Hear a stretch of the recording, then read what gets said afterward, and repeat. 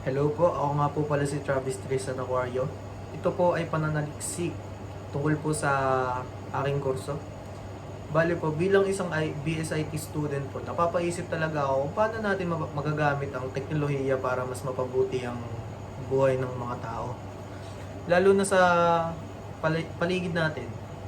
Isa sa mga naisip kong pagtuunan ng pansin sa pananaliksik ay kung paano makakatulong ang Artificial Intelligence o AI sa pagpapalakas ng seguridad sa mga paaralan.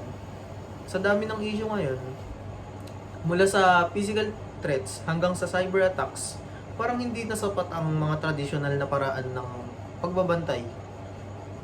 Napaisip ako, na-curious ako, paano kaya kung may AI-powered na system na makakatulong para mas mapabilis natin makita kung may kahina-hinala bang kilos o tao sa loob ng campus? Gusto kong tuklasin kung posible ba to. At kung paano ito may papatupad nang hindi nalalabag ang privacy ng mga estudyante at guro. Para sa akin, exciting to. Kasi hindi lang basta tech ang usapan, may impact talaga na safe.